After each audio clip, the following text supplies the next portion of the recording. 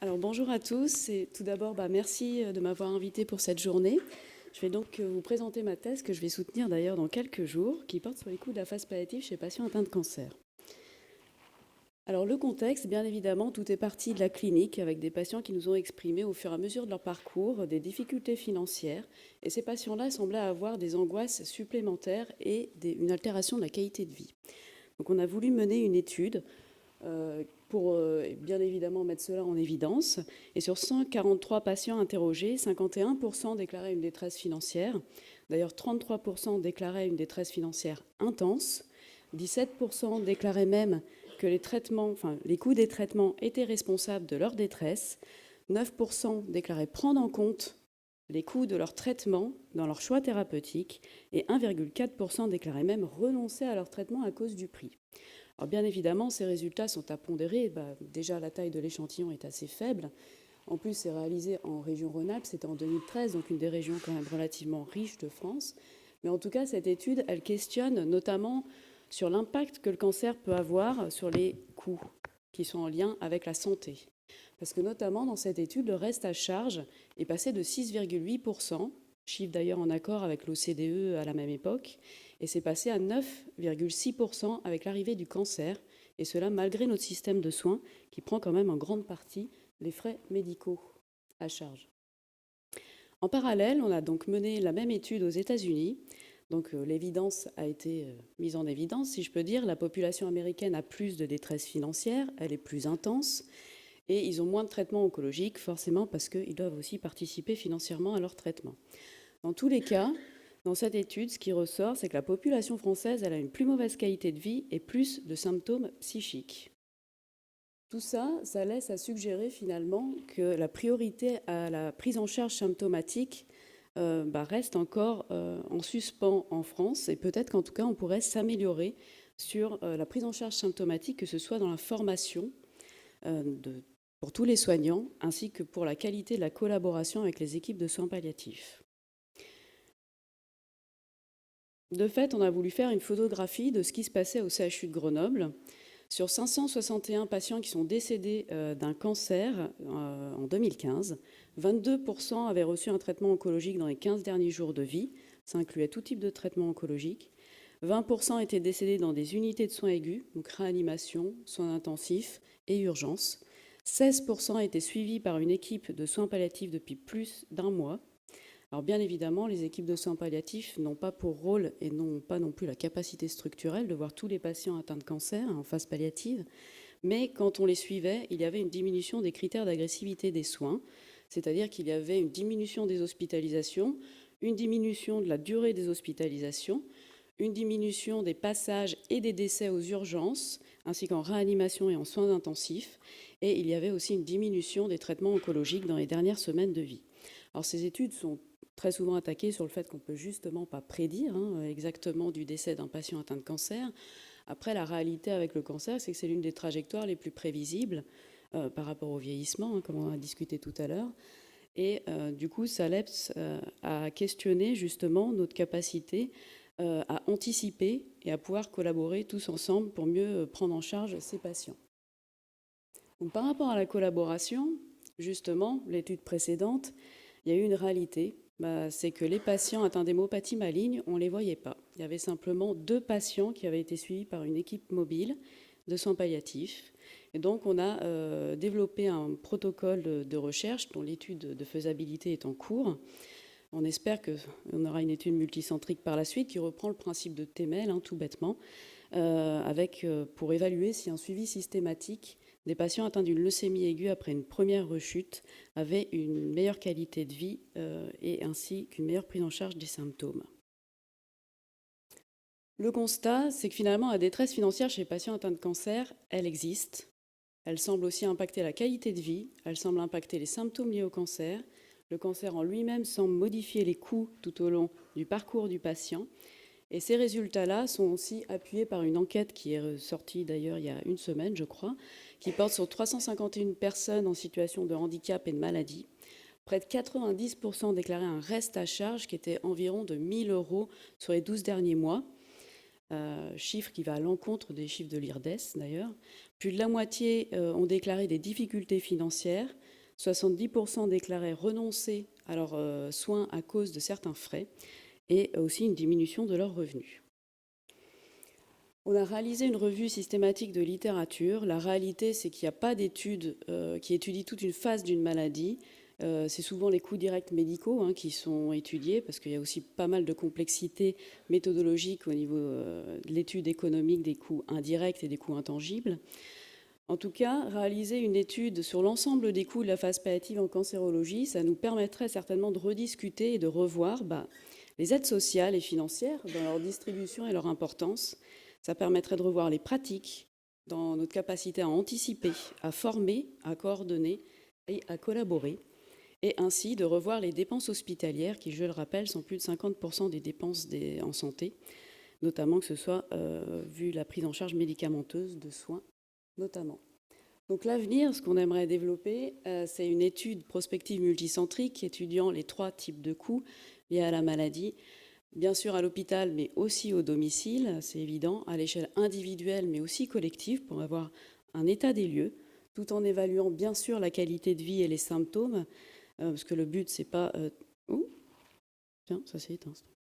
Le but, c'est pas, bien évidemment, de modifier les coûts sans une qualité de vie en parallèle, et d'évaluer la coordination des soins et la formation des soignants.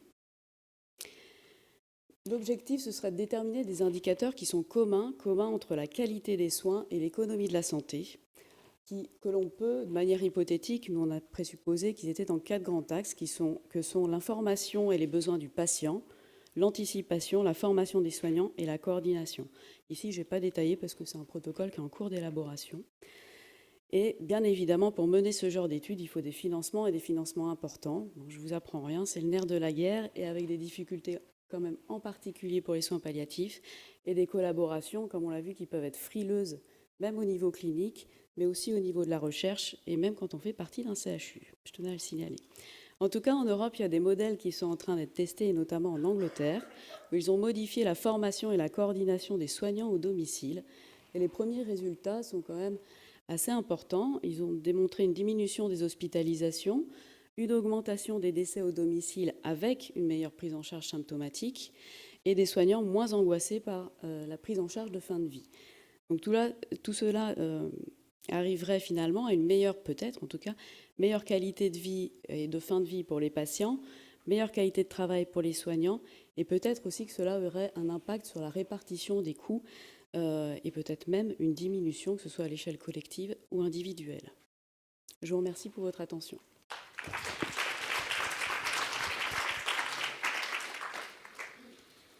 Merci beaucoup. Y a-t-il une question ? Oui, une question. Oui, j'aurais voulu savoir, pour votre étude, est-ce que vous avez considéré l'âge des patients ? Pour laquelle ? Au départ, c'est-à-dire aussi pour les détresse. coûts, mais voilà, oui. Oui, bien sûr, on a pris Mais en même compte sur l'âge. l'ensemble de votre étude, est-ce que vous avez considéré la différence que vous pouvez obtenir dans les pourcentages en fonction de l'âge des personnes ? Par rapport à la détresse financière ? En tout cas, par rapport à la détresse financière, très clairement, il y a en effet un lien avec l'âge. Les patients les plus âgés sont ceux qui sont moins susceptibles de ressentir une détresse financière. Les patients les plus jeunes, les patients atteints de cancer du sein, les patients célibataires ou isolés sont la population la plus à risque. Oui, et aussi sur la durée, enfin, encore une fois, de votre étude sur l'aspect statistique, c'est sur la durée de ce que vous appelez les soins palliatifs. Sur la première... sur l'ensemble des personnes, est-ce que vous avez regardé la durée qui est arrivée au moment où la personne est reconnue et passe en soins palliatifs jusqu'à la fin ? Parce que c'est vraiment d'une personne à l'autre, je dirais, il y en a qui sont prises en charge dès le départ et d'autres non. Et ça c'est aussi un grand impact sur la souffrance. Ah oui, de toute façon, c'est une souffrance qui est globale et ça reste du déclaratif. Il est difficile de faire la différence, et je pense que tout est impacté entre la détresse financière et puis la détresse aussi liée à la maladie. Mais cliniquement, en tout cas, ce qu'on a remarqué, c'est qu'il y avait chez ces patients-là qui arrivaient à exprimer leurs difficultés financières. Ces patients-là, ils avaient quand même un poids supplémentaire. Et on avait l'impression qu'on laissait de côté finalement notre capacité à pouvoir peut-être les soulager, parce que peut-être aussi qu'on ne les adresse pas assez fréquemment aux assistantes sociales ou pas systématiquement, et que finalement, cette partie-là, on ne l'évaluait pas systématiquement. Donc c'est ça qui nous a interrogés. Après, ces études sont exploratoires. Hein. Sur la détresse financière, il n'y avait pas grand-chose qui avait été fait avant. Je pense que il y a encore pas ma question était beaucoup plus large. Des choses à l'heure actuelle. Donc oui, il y a évidemment plein de choses qu'il faudrait... Mais au départ, quand vous dites vos pourcentages, tout au départ, c'est important de définir sur quelle population vous travaillez, je pense. Oui, alors là, c'était une réalité de temps. C'est 6 ans de travail, résumé en 5 minutes, c'est compliqué. Et oui. Vous pouvez... une dernière question et après nous nous arrêtons. Je me souviens d'une patiente atteinte d'un cancer avancé au niveau de la colonne vertébrale et cervicale et pour qui il a été refusé, malgré des traitements lourds, l'entrée en soins palliatifs pour prétexte que, vu sa résistance, ça pourrait durer. Et voilà. Alors le problème qui s'est posé, c'est que du coup le mari, parce qu'il semblerait qu'actuellement encore, le coût de prise en charge, en fait, en fonction de la durée en soins palliatifs, est dégressif. Enfin, plus les patients. Enfin, c'est compliqué le thème. Donc le fait est que le mari l'a accepté du coup au domicile et il y a eu une prise en charge HAD au domicile, mais c'est devenu vraiment très très lourd et compliqué. Et alors, les soins palliatifs sont revenus au tout dernier moment, lorsqu'elle rentrait en phase agonique dans le coma, pour reproposer au mari de l'accepter cette fois-ci en soins palliatifs. Alors là, il a trouvé que c'était un peu limite comme proposition, il préférait garder son épouse chez elle. Alors dans ces cas complexes, et effectivement, elle a duré 6 mois et quelques, ce qui est estimé un peu trop pour une prise en charge soins palliatifs. Alors, qu'est-ce que vous en pensez justement sur la problématique coût et qu'est-ce que ça va induire politiquement, enfin dans les projets futurs, ce genre de situation? Voilà, forcément, on essaye de voir jusqu'à quand ça va durer parce que ça va induire l'introduction ou l'acceptation ou pas d'une patiente en soins palliatifs. Alors, après, c'est toujours compliqué par rapport à une situation en particulier. Là, c'est plus une réflexion globale que j'ai présentée. La particularité, les unités de soins palliatifs sont en effet pas des lieux de vie. Après, rediscuter de l'organisation des soins palliatifs en général et l'USP y compris sont des choses qui sont pertinentes. En effet, forcer une prise en charge au domicile n'a jamais été une grande réussite. En règle générale, dans les quelques jours, malheureusement, le patient revient à l'hôpital. Ou alors la famille s'épuise jusqu'à un moment donné. La question du pronostic, elle est toujours ambivalente parce que finalement, elle peut nous aider à peut-être se freiner sur certaines thérapeutiques, mais de l'autre côté, ça ne doit pas être la condition sine qua non pour faire appel à une équipe de soins palliatifs ou pour se dire finalement, ou pour un projet de vie. Donc là aussi, c'est toujours compliqué de faire d'une généralité à partir d'un cas particulier. Je pense que c'est plus une réflexion globale et peut-être qu'on aura aussi plus de choix par la suite. C'est aussi possible. Il y a des maisons de vie qui sont aussi en train de se développer, notamment je pense à Clermont qui essaye de travailler dessus. Ça aussi, ça peut être une autre alternative. Mais peut-être, c'est pas notamment sur la somme dépensée globalement, mais c'est plus sur la répartition. Et peut-être qu'on en donne trop à certains endroits et que justement, peut-être qu'il faudra autre chose. Et notamment pour ces projets de vie qui, des fois, sont compliqués à construire parce qu'on n'a pas grand-chose à proposer dans la réalité concrète. Merci beaucoup. Nous nous arrêtons là pour cette matinée.